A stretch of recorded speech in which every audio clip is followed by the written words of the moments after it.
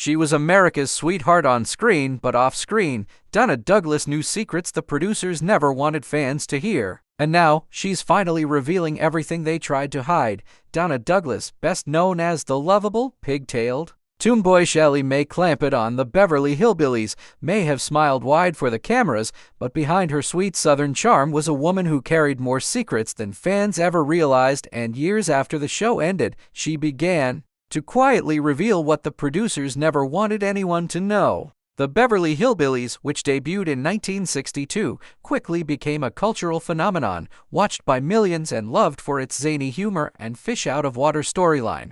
But as Donna would eventually share in interviews, appearances, and even quiet conversations with close friends, the idyllic family-friendly image of the show belied a darker, more complex reality that few ever suspected. Donna, born Doris Ione Smith in Pride, Louisiana, brought real authenticity to the role of Elly Mae. She wasn't just acting country. She was country, and that made her beloved by fans, but also made her vulnerable to exploitation behind the scenes. First and foremost, Donna revealed that despite the show's massive success and her central role, she earned very little compared to her male co-stars, especially Buddy Ebsen and Irene Ryan, and had no real control over merchandising. And she never received residuals for reruns that aired for decades. According to her, the producers kept merchandising rights tightly controlled, selling everything from Elly Mae dolls to lunchboxes with her likeness, all while denying her a fair share of the profits, something she described as deeply hurtful,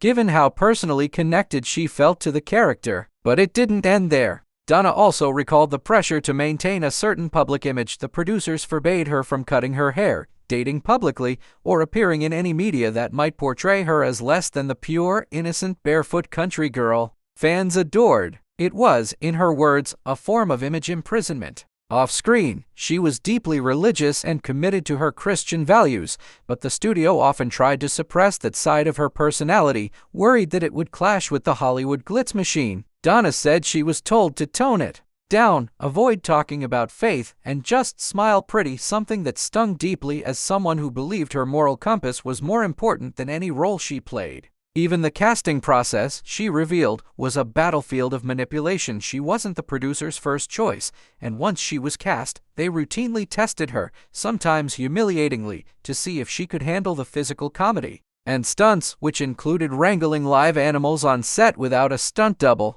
Donna recalled the show's reliance on live animals as one of the hardest parts of filming. The raccoons, chimpanzees, and even the bear used on set were unpredictable, and there were multiple incidents where she was scratched, bitten, or nearly injured, but producers often brushed it off or asked her to toughen up. She even claimed there was one incident where she was nearly trampled by a spooked mule during a scene, and production continued filming as if nothing had happened. These moments, Donna believed, showed the producers' willingness to sacrifice safety for slapstick. In addition to physical dangers, there were also emotional ones. Donna revealed that the set wasn't always as cheerful as it appeared on screen. Behind the scenes, there were cliques, rivalries, and a subtle but persistent culture of control. While she maintained a friendly relationship with most cast members, she often felt isolated, especially as a young woman trying to navigate the male-dominated world of 1960 seconds television. She confided that Buddy Ebsen, while paternal on screen, was often distant and sometimes dismissive off-camera, and that the producers discouraged her from forming close bonds with crew members, perhaps fearing she might learn too much or speak out. One of the most shocking things Donna ever revealed was how she was pressured to pose for publicity photos she wasn't comfortable with, including a famous bathtub shot that became iconic. She said she was told it was necessary to promote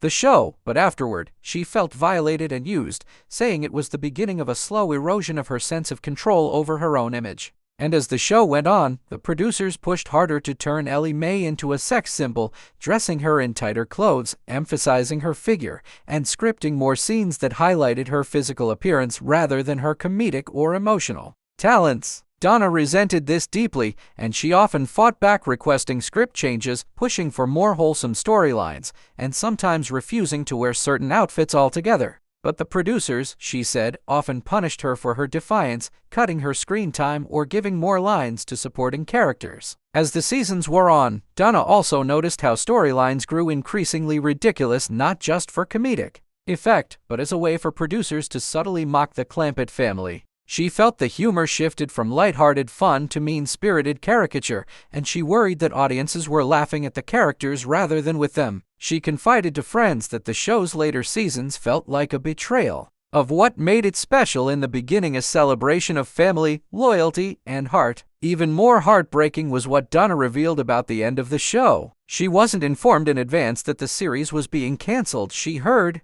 it from a third party and felt blindsided, betrayed, and discarded. The producers, she believed, didn't even offer her a proper goodbye or a final wrap party. After nearly a decade of giving her heart and soul to the role, she was cast aside without ceremony. But perhaps the biggest secret of all came years later, when Donna entered a legal battle with Mattel over the unauthorized use of her image on Elly May Barbie dolls. She sued, alleging that her likeness had been exploited yet again, and though she ultimately lost the case, the trial pulled back the curtain on just how tightly producers and corporations controlled the legacy of the show and its stars, often denying them rights to their own faces. Donna described the entire experience as disillusioning, revealing how the very industry that made her famous had also silenced her, exploited her, and left her behind. Still, she refused to become bitter. In her later years, Donna turned to writing inspirational books, recording gospel music, and traveling as a motivational speaker, sharing her testimony and urging others to stay true to their values no matter how powerful the forces against them. She said she finally found peace not through fame, but through faith, and that while she would always be grateful for the Beverly Hillbillies, she wished fans knew what really happened behind the curtain. In a particularly poignant interview, Donna said, "People think Elly May was my greatest role, but being honest about what I went through and staying kind through it all, that was the real performance." Her story stands as a reminder that even the most cheerful shows often have shadows behind the laughter, and that the actors who bring us joy are often fighting battles we never see. Donna Douglas may have been the smiling, barefoot darling of Beverly Hills, but behind that sweet grin was a woman who carried untold stories, hidden truths, and a legacy that stretched far beyond the television screen. Subscribe to Hollywood Untold for more emotional stories behind music legends and the feuds that shaped rock history. Tap the bell to never miss a beat.